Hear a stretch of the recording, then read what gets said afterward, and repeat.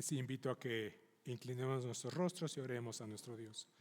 Padre Celestial, te agradecemos la oportunidad maravillosa que nos das de abrir tus escrituras y meditar en ellas. Te suplicamos, Padre amado, la guía de tu Espíritu Santo para poder entenderla, aplicarla, explicarla y asimilarla en nuestras vidas, Padre amado. Que toda tu iglesia comprenda el propósito del plan tuyo como iglesia, Señor, de servirte siempre y obedecerte por sobre todas las cosas. Gracias, Padre amado, por tu presencia con nosotros. En el nombre de Jesús. Amén.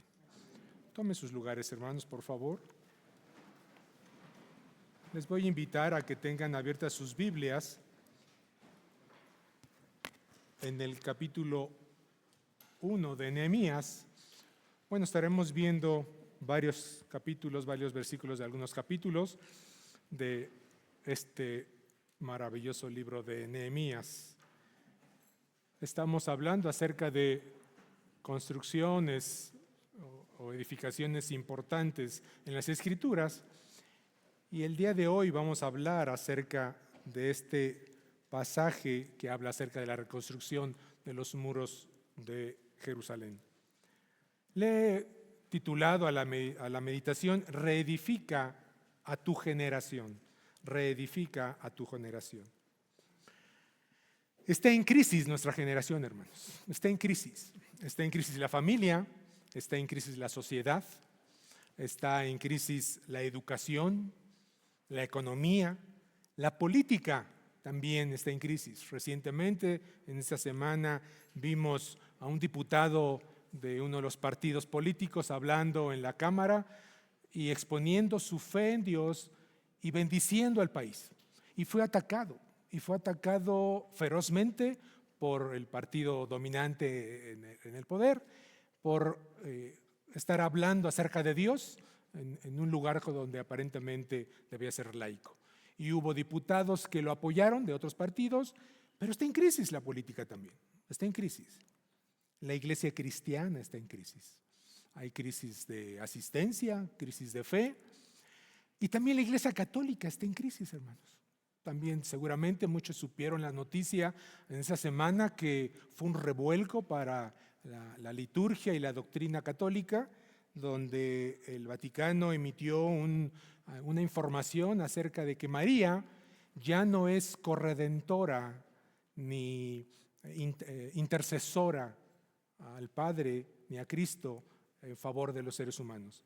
Sí, entendemos que esta doctrina no es bíblica, pero por muchos siglos la estuvieron postulando y en la cual se afianzaba parte de su dogma y su enseñanza, pero a partir de esa semana ya establecieron lo que la Biblia dice, pero para su historia, para su dogma, para sus fundamentos, es una crisis. Esta semana, en el hospital donde trabajo, un jovencito de 17 años fue llevado a hospitalización por intento suicida, por autolesionarse. Su idea era quitarse la vida. Se peleó con su madre y su madre le expresa que lo odia, que le estorba su vida.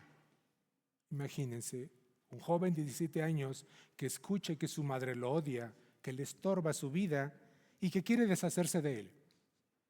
Está en crisis la familia. La abuela lo llevó al hospital y la mamá no quería pasar a recibir los informes médicos porque no quería saber de su muchacho. Desde hace 5 años hubo una crisis de salud importante. La pandemia por el COVID nos dejó una gran secuela de problemas en muchas áreas que se sigue resintiendo esta crisis en diferentes áreas de nuestra vida. Y en la iglesia se sintió. Las estadísticas, normalmente las estadísticas en México no son tan confiables o no son tan fieles a lo que es la realidad, pero nos basamos mucho en estadísticas de Estados Unidos, que es un país que para todas estadísticas. Y en Estados Unidos, de 5 años para acá, a raíz de esta pandemia de salud, hubo un descenso en la población cristiana, en la asistencia a las iglesias, de un 74% bajó a casi el 60%. Esperando que ante las crisis de salud, hasta las crisis de muertes, ante la crisis de desesperación por no poderse sanar, la gente debería afianzarse más a la iglesia, más al Señor, y no fue así. 1 de cada 3 cristianos dejó de asistir a la iglesia a raíz de esta pandemia. Los que más abandonaron la iglesia fueron los menores de 35 años y los mayores de 65 años, quizá por sentirse vulnerables. Se reflejó la ausencia de matrimonios con hijos mayores de 18 años. Los lazos sociales en las iglesias, la amistad, el entrelazo entre hermanos se fue perdiendo, se debilitaron, y esto orilló a que ocurrieran cuadros de depresión, la tasa de suicidios se incrementó, el consumo de alcohol y de drogas se incrementó. El costo emocional por la insistencia se incrementó, sentimientos de inseguridad y de ansiedad se vieron manifiestos. Y hasta la naturaleza está en crisis, hermanos, hasta nuestra naturaleza. Recientemente, en unas semanas atrás, tuvimos unos desastres naturales por lluvias en exceso en muchas partes del país. Su manifestación descontrolada provocó desastres en muchos municipios, en carreteras, en viviendas, provocando muertes y desastre. Imaginemos a Nehemías enterándose de estas noticias por estas estadísticas. Nehemías estaba recibiendo noticias acerca de su patria, de los desastres, de cómo la ciudad de Jerusalén había sido desolada y destruida. Pero ahora estaría escuchando crisis también por todos lados.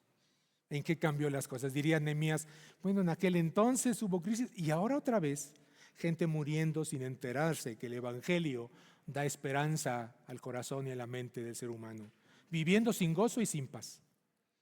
Niños creciendo en familias desintegradas y con parejas homosexuales que quieren adoptarlos. Eso es la crisis. Grupos sociales y gobierno queriendo imponer ideologías de género forzosamente. Iglesias con pecados escondidos en sus asistentes, con líderes insensibles, no comprometidos, sermones llenos de estimulación emocional y pobres en conocimiento bíblico y doctrina. Seguramente lloraría también. Seguramente lloraría y se estremecería por nuestra nación. El ejemplo de Nehemías, de preocuparse y dolerse por su pueblo y su conducta diligente y motivadora para con ellos, es un ejemplo no solamente para los líderes de las iglesias, sino para todo creyente. Todo creyente debe ser motivado y movido y estimulado por la actitud diligente de parte de Nehemías para trabajar y servir en la obra del Señor. No podemos vivir en una burbuja de cristiandad, pensando que aquí estamos seguros, que aquí no nos pasa nada, que de aquí del templo nos vamos a la casa, que de la casa vamos a nuestro negocio, o si tenemos trabajo en línea, en home office, pues no nos pasa nada, o pareciera que no nos pasa nada. No podemos hacer oídos sordos, ni vivir cegados de lo que está pasando allá afuera. Nuestros vecinos, nuestras colonias, nuestra nación, todo está en crisis, todo está en crisis. Se consideran que los libros de Esdras y Nehemías eran uno solo. En algún momento de la historia se dividieron como 2 libros separados, pero es una historia continuada entre estos 2 libros de Esdras y Nehemías. Su contexto aplica a que Babilonia había invadido a Jerusalén, la había destruido, se había llevado a personajes, a mucha población de exiliados y habían estado allá esclavizados. Pero por fin un rey, el rey Artajerjes, concedió, después de 50 años de este exilio, permitió que judíos pudiesen regresar a Jerusalén, ¿sí? A través de 3 diferentes líderes que estos libros hacen comentarios, Zorobabel, Esdras y Nehemías, cada uno con un ministerio especial para con el pueblo de Dios en el plan de Dios, para con su pueblo. Y veremos el papel de Nehemías en esta tarde para la reconstrucción de los muros de la ciudad de Jerusalén. Y he dividido el bosquejo de esta mañana en 4 partes, y no solo considerando la reconstrucción de los muros como única enseñanza en relación a al método administrativo que ocupó para estar construyendo este desastre de la ciudad de Jerusalén, sino la enseñanza que nos deja Nehemías a cada uno de nosotros. Y las secciones que estudiaremos: me duele mi generación, animando a mi generación, los enemigos que encontrarás y recurre siempre a la palabra. Me duele mi generación. Nehemías estaba muy tranquilo, lejos de su patria, en Susa, en un trabajo muy privilegiado. El reino medio persa era el dominante sobre la gran región de la zona en ese entonces, y Nehemías tenía un rango político, era el copero del rey, es decir, pertenecía al gabinete del rey. Pero no solamente pertenecía a ese gabinete, tenía una cualidad especial. Ser copero del rey tenía que ver con algo más íntimo, permanecía más tiempo junto a él porque tenía que probar los vinos o las bebidas que tenía que hacer el rey, y como podía tener enemigos, pues tenía que él beberlas y saber que no le iba a causar ningún problema. Y esto le confería cierta intimidad y cierta relación en este gabinete en el cual pertenecía. Bien podía no preocuparse por los expatriados años atrás, y pues porque él estaba en una situación privilegiada. Era como si a lo mejor un mexicano entrara a trabajar, estuviera trabajando en el gobierno de Alemania y tuviese un cargo especial y tuviese privilegios, una casa bonita, un BMW último modelo, y estaría en condiciones especiales. Así vivía seguramente Nehemías. Pero se dolió y le entristeció la situación de su país. Podía no haberse preocupado, pero recibe noticias de parte de Hanani acerca de la condición en que está Jerusalén. ¿Cómo está mi tierra? ¿Cómo está mi terruño? Y se duele de esta situación.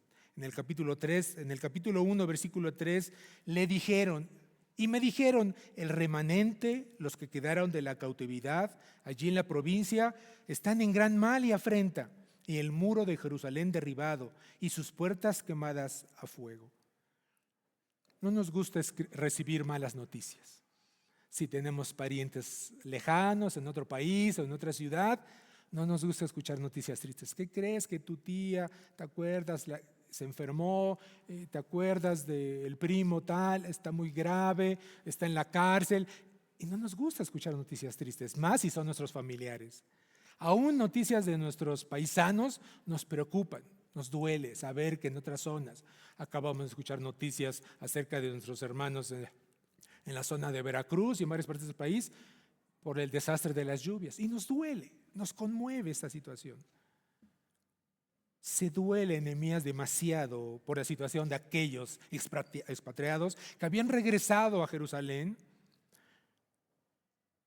Y no sé si la situación de tu familia, de algún familiar, esté en una situación también así crítica, que te esté doliendo, que te enteraste que está con una enfermedad, o por una situación económica triste, o por una situación laboral, o una relación familiar en conflicto, y te duele la situación. A lo mejor está pasando alguna crisis, una depresión emocional o una situación también de índole espiritual. Las enfermedades no cesan, hermanos. Las enfermedades no cesan, se sigue enfermando la gente. Actualmente hay muchas infecciones, les llamamos atípicas, infecciones atípicas, en las que los antibióticos comunes no resuelven, no curan. Y se tiene que estar escalando en un antibiótico de mayor potencia para poder sanar enfermedades que antes tranquilamente se podían sanar con los antibióticos convencionales. Sigue habiendo crisis porque los hijos dejan de asistir a la iglesia. Crecen los hijos a cierta edad, ya no quiero ir a la iglesia, ya no quiere estar ahí. O se empiezan a relacionar con alguien indebido. Los desastres de la naturaleza también que ocurrieron en nuestro país. Y también en otros países, el huracán que acaba de atacar a Jamaica y Haití, y desastres importantes. Cual sea la condición de tu familia, de tu entorno, de nuestro país, sumidos en una crisis moral y espiritual, vivimos en una nación pecadora, hermanos. Una nación pecadora e idólatra. Y debe dolernos intensamente esto. Debe dolernos. Veamos el dolor de Nehemías, versículo 4 de este capítulo 1. Cuando oí estas palabras, me senté y lloré, e hice duelo por algunos días, y ayuné y oré delante del Dios de los cielos. No se queda sin ninguna emoción ante el desastre de su patria. No se queda deprimido y con los brazos cruzados a lamentar la situación. Ay, pobre de mi ciudad, ya todo está acabado, pobrecitos de mis compatriotas. No, notemos 5 acciones que hace Nehemías inmediatas ante saber estas malas noticias. Me senté.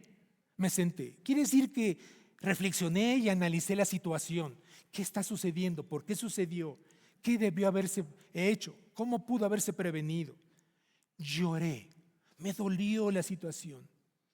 Es un dolor profundo. Hice duelo, y dice que significa que se entristeció demasiado. Fue muy profundo ese dolor que vivió. Y luego ayuné, y quiere decir que dispuso su alma y todo su ser para prepararse para la siguiente acción. Oré y empecé a clamar a Dios. Qué bendición, qué importante es antes de clamar a Dios por algo especial, usted puede ayunar. Y es lo que hizo Nehemías. Ayunó antes de empezar a orar. En esta última acción de ayunar y orar, muestra la humillación y la confesión de él mismo junto con su pueblo en su posición de pecado delante de Dios. A pesar de que él estaba lejos, a pesar de que él no había vivido una situación de desobediencia a Dios, él se involucra y se hace parte de su pueblo.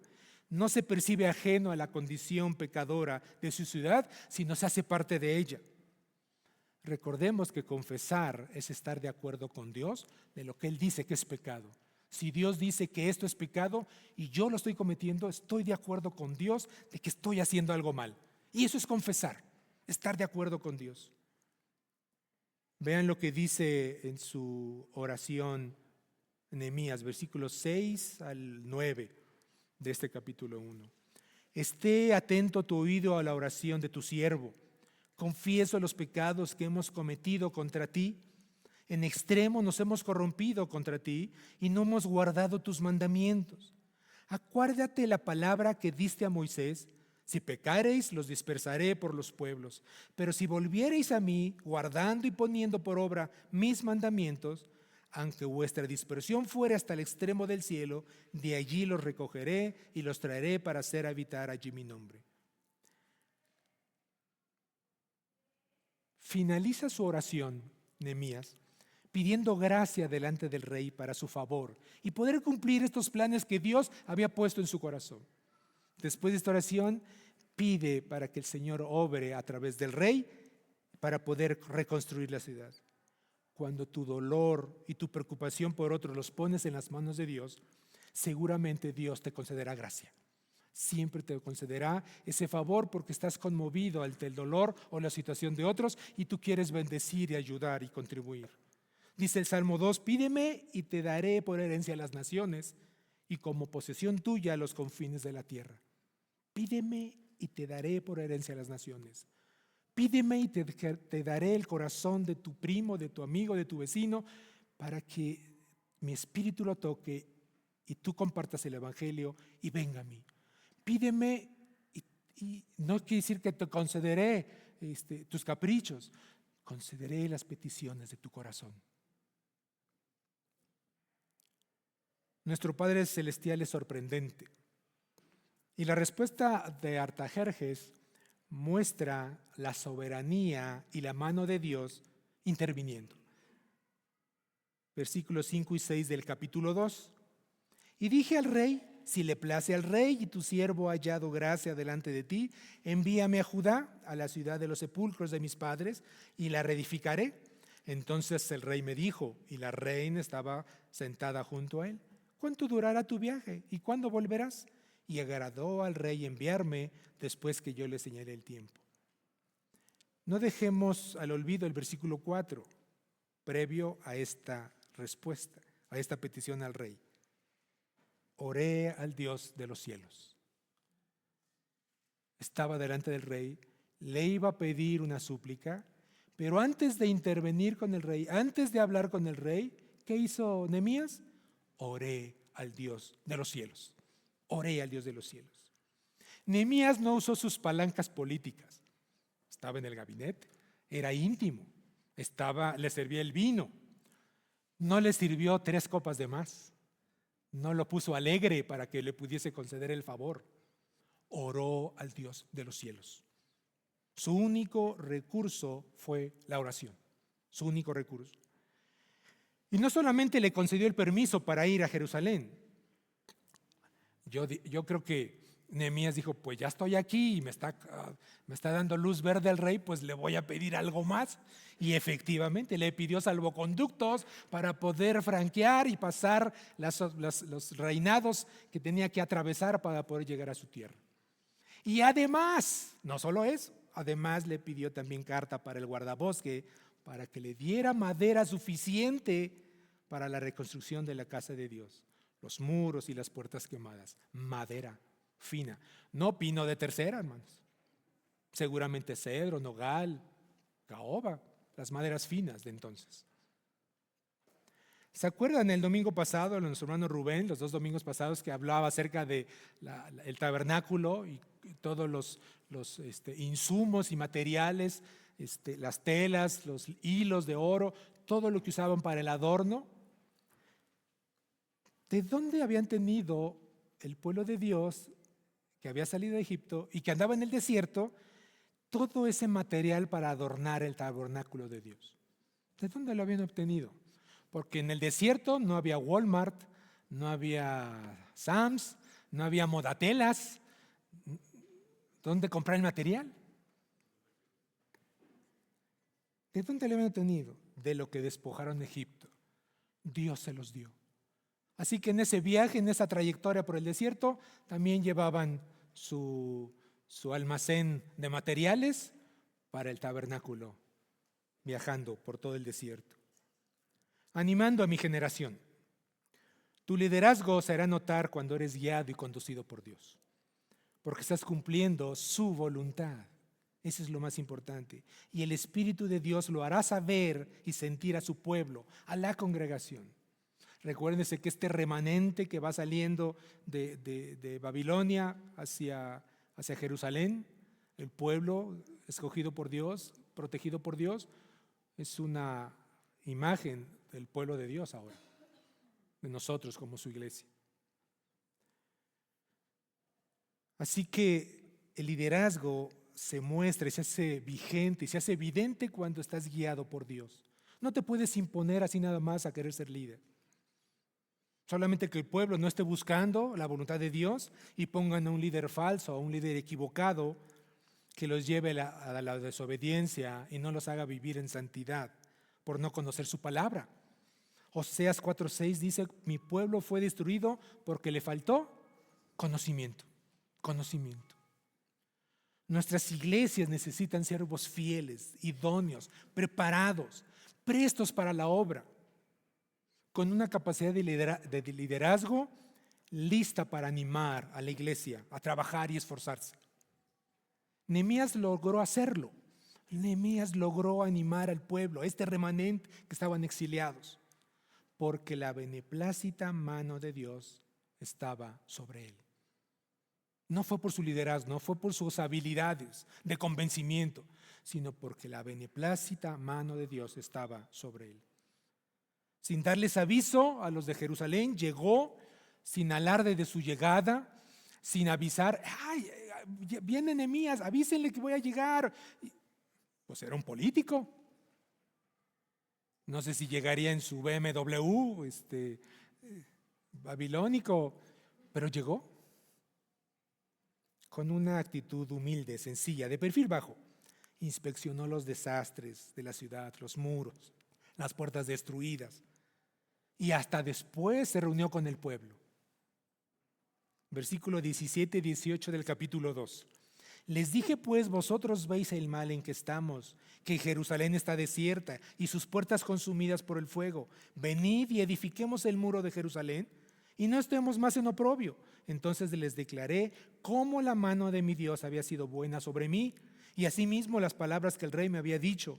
Y dijeron, levantémonos y edifiquemos. Así se esforzaron sus manos para bien. El Señor demanda de cada uno de sus hijos, de cada uno, no solo de los líderes, nuestra devoción y servicio fiel al Señor. Que nuestros talentos, nuestras habilidades, el amor a la obra sea manifiesta. Pero también demanda nuestra cartera, hermanos. Los templos no se construyen con oración y ayuno. Se requiere ofrendas. Se requiere nuestra cartera. El Señor le llena su cartera, hermano. Bendiga al Señor ofrendando deliberadamente, libremente, amorosamente. Es parte de la entrega de nuestra vida al Señor. Tu liderazgo debe darle siempre la gloria al Señor, no alardeando tus capacidades, tu preparación, tus habilidades en dirección. Como dice Pablo, todo lo que pudiera ser ganancia lo tengo por basura. Todas mis cartas credenciales las tengo por basura por la excelencia del conocimiento de Cristo. Esto debe trascender, hermano. Cuando usted sirva, no presuma, no se alardee de sí mismo. Quémese, gástese en la excelencia del conocimiento de Cristo para su gloria. Debes tener sabiduría dada para la obra del Espíritu Santo en tu vida. Solo así podrás guiar y animar a tu generación que obedezcan a Cristo, a la obra de Cristo. Siempre encontrarás enemigos, siempre. Satanás es el más enojado de que estén preparados y listos para trabajar. Cuando usted está dispuesto, cuando usted está animado y usted se dispone para trabajar y colaborar en las misiones, el evangelismo, en las noches de oración, cuando se viene a la iglesia, el que está más enojado es Satanás. Y va a manifestar en muchas maneras su enojo. Si usted se propuso y usted dispuso que iba a estar en la velada de oración, en el día de ayuno de oración, que va a ser a fin de mes, les adelanto, hermano, y usted está dispuesto, pero resulta que un día antes se enferma, o un día antes le avisan, tienes que estar en el trabajo, o horas antes de salir de casa tiene problemas con su esposa, con sus hijos, o en la noche previa le dio fiebre.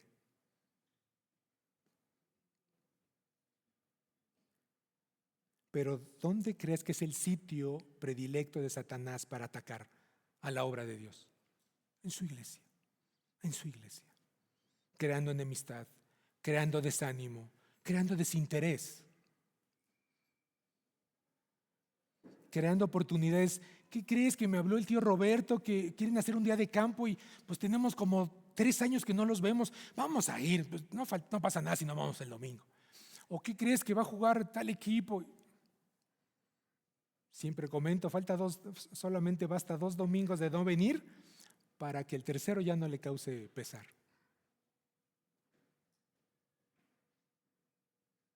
Vean lo que hacen los enemigos. Versículo 10 del capítulo 2. Pero oyéndolo Sanbalat, Horonita y Tobías, el siervo amonita, les disgustó en extremo que viniese alguno para procurar el bien de los hijos de Israel. Versículo 19. Pero cuando lo oyeron Sanbalat, Horonita, Tobías, el siervo amonita, y Gesem, el árabe, hicieron escarnio de nosotros y nos despreciaron diciendo, ¿qué es esto que hacéis vosotros? ¿Os rebeláis contra el rey? Somos un país de refranes. Y hay uno que dice, no somos moneditas de oro. Siempre habrá alguien a quien le disguste tu ministerio y tu liderazgo. Siempre. ¿Cómo es posible que a él lo hayan involucrado? ¿Cómo? Pero si él ni viene, siempre. Por tu disposición a servir. Se molestarán por tu habilidad para liderar, por convencer, por tu capacidad de homilética, por tu alegría y tu jovialidad. Si alguien es muy alegre, ay, ese hermano siempre está bien alegre, hasta cae gordo, que siempre va algo.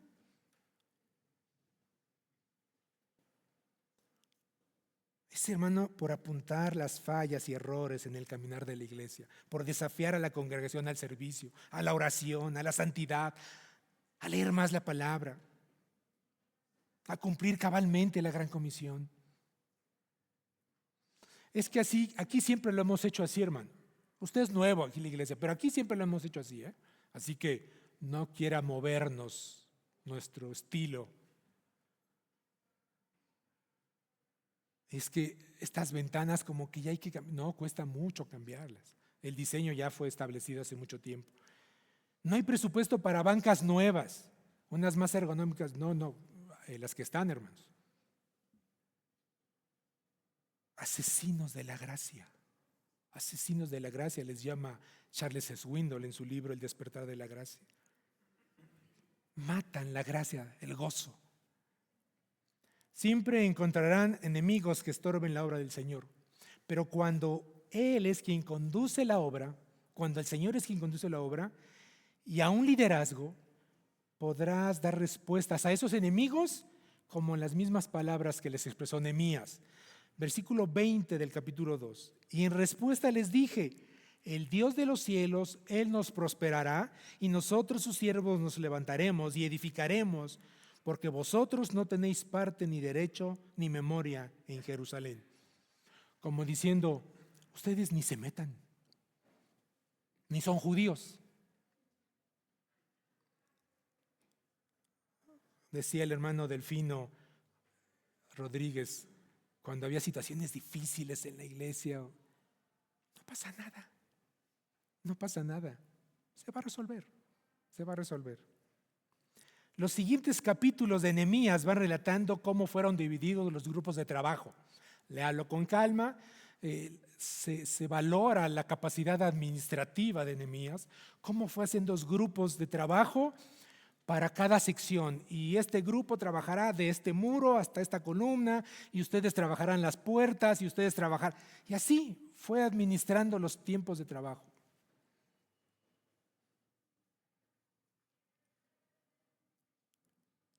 Y además de esto, también tuvieron que seguir luchando y combatiendo contra estos enemigos que siempre estorban a la obra. Y tuvieron que inclusive que armarse para protegerse. Vean el capítulo 4, versículos 1 y 4 y luego el 9. Cuando Sanbalat se enteró de que estábamos reconstruyendo la muralla, se enojó muchísimo. Se puso furioso y se burló de los judíos, diciendo ante sus enemigos y los oficiales del ejército de Samaria: ¿qué cree que está haciendo este pobre y debilucho grupo de judíos? ¿Acaso creen que pueden construir la muralla en un día por tan solo ofrecer unos cuantos sacrificios? ¿Realmente creen que pueden hacer algo con piedras rescatadas de un montón de escombros? Y para colmo, piedras calcinadas. Tobías, el amonita que estaba a su lado, comentó: esa muralla se vendrá abajo si tan siquiera un zorro caminara sobre ella. ¿Qué hizo Nehemías? Entonces oré. Ante las críticas, ante el estorbo, ante las palabras indebidas, oré. Versículo 9, así que oramos a nuestro Dios y pusimos guardias en la ciudad de día y de noche para protegernos. En toda situación oraban. Y seguían los enemigos atacándolos, porque ellos seguían avanzando en la construcción. Y debían esforzarse no solo en seguir trabajando, sino que además tenían que estar construyendo y armados. Construyendo con una mano y la espada en la otra para defenderse. Recurre siempre a su palabra. Cuando los caminos del hombre son agradables a Jehová, aún a sus enemigos hace estar en paz con él. Proverbios 16:7. ¿Quiere escuchar otra vez? Cuando los caminos del hombre son agradables a Jehová, aún a sus enemigos hace estar en paz con él. Todo el tiempo de la reconstrucción del muro y de las puertas, Nehemías tuvo enemigos, los que querían causar conflictos y hacerle retrasar la obra. Todavía en el capítulo 6 lo acusaron ante el rey de una supuesta traición. Pero al final, una vez terminada la obra, tienen que reconocer la mano poderosa de Dios actuando en la vida y en los planes de Nehemías. Tuvieron que reconocer. Cuando tu trabajo lo haces para la honra y gloria del Señor, la gente alrededor debe glorificar el nombre de Cristo. Debe alabarlo. Este hermano trabaja bien. Este hermano qué bonito anima y nos hace trabajar y nos exhorta. Terminaron en tiempo récord y el nombre de Dios fue glorificado. Capítulo 6, versículos 15 y 16. Avanza el capítulo 6, versículos 15 y 16. Fue terminado pues el muro el 25 del mes de Elul en 52 días. Y cuando lo oyeron, todos nuestros enemigos temieron todas las naciones que estaban alrededor de nosotros y se sintieron humillados y conocieron que por nuestro Dios había sido hecha esta obra. Los muros de la ciudad no eran los muros de una calle, de una manzana, siquiera de una colonia, eran los muros de la ciudad. Era una gran cantidad de distancia de metros o de kilómetros posiblemente que tenían que ser reconstruidos, reparados. Y tuvieron que dar la gloria a Dios. No fue reconocido Nehemías, ay, ese Nehemías, qué excelente, ¿no? Un excelente administrador, y ha de haber de algo de ingeniería, ha de ser del Poli, yo creo. Los que son del Poli.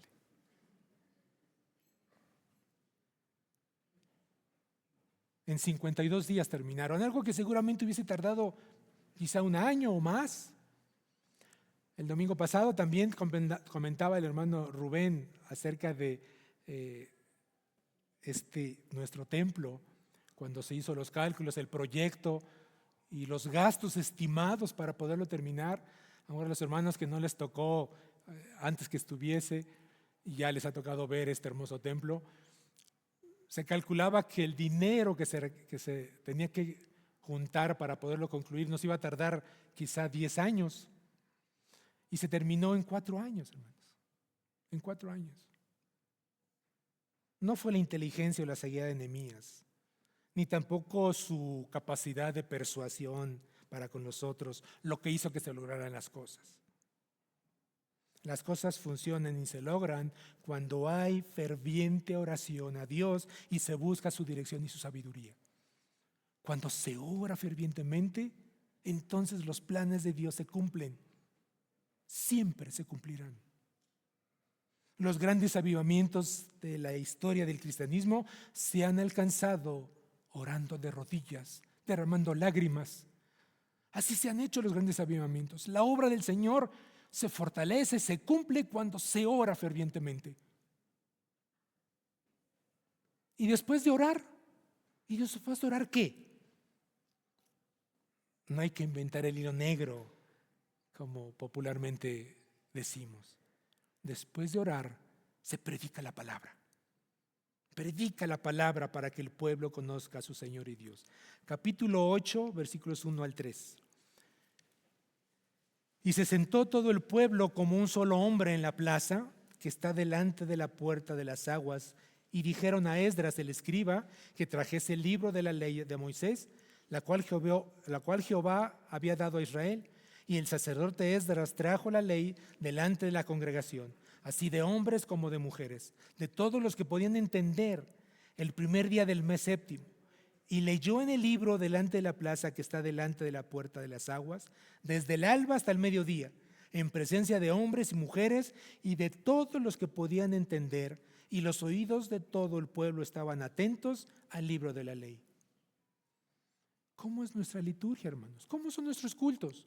Oramos, cantamos y se predica la palabra. ¿Por qué alardear o por qué estar dando brincos, otras cosas que están fuera de lo bíblico? Orar y predicar la palabra. Orar y predicar la palabra. Versículo 6. Bendijo entonces Esdras a Jehová Dios grande, y todo el pueblo respondió: amén, amén, alzando sus manos, y se humillaron y adoraron a Jehová, inclinados a tierra. Versículo 8. Y leían en el libro de la ley de Dios claramente y ponían el sentido de modo que entendiesen la lectura. ¿Qué hacemos los predicadores, hermanos? Leemos y damos a entender lo que el Señor quiere decirnos a todo su pueblo, a toda su iglesia. Ten cuidado en no predicar la palabra. Incluso cuando compartes con tus amigos, con tus vecinos, con tus conocidos, haciendo esta labor de evangelismo.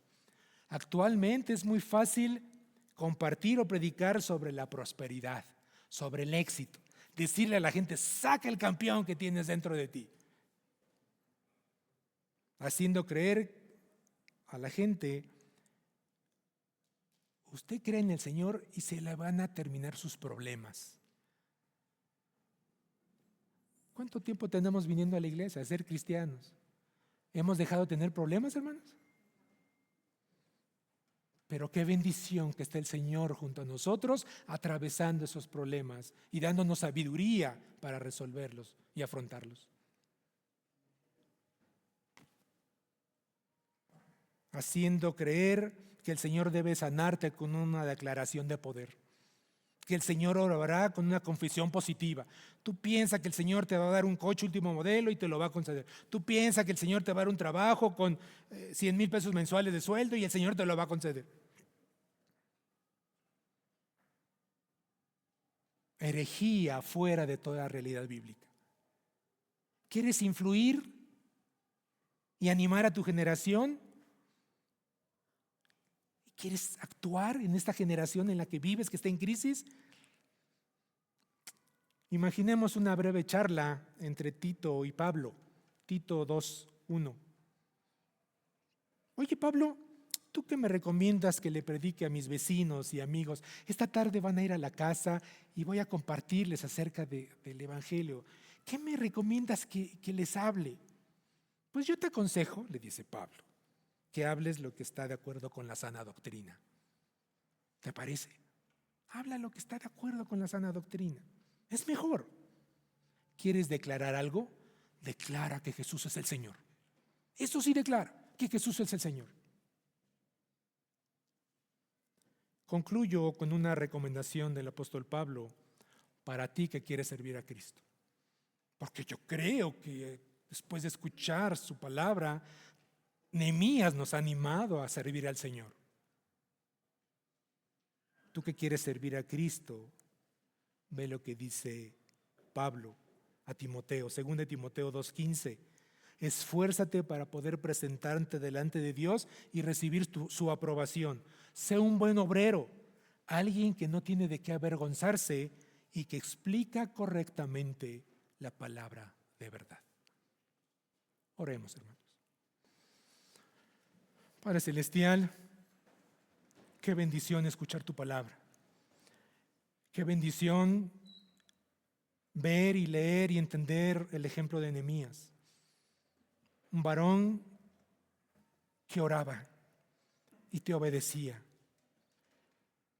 y recibía tu buena voluntad en su vida para la reconstrucción de estos muros en Jerusalén. Señor, ayúdanos a orar más, a depender más de ti, a obedecerte.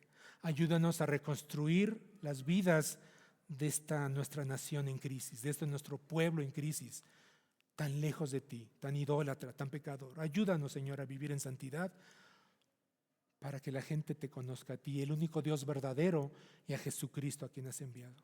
Ístanos, Señor, a vivir en santidad. Ístanos a siempre compartir tu palabra a tiempo y fuera de tiempo. Quita, Señor, de nuestros pensamientos y nuestras ideas temores, miedos, prejuicios, y ayúdanos, Padre Celestial, a amar a la gente, a conmovernos, a llorar por esta generación en crisis. En tu nombre oramos. Amén. Dios les bendiga, hermanos.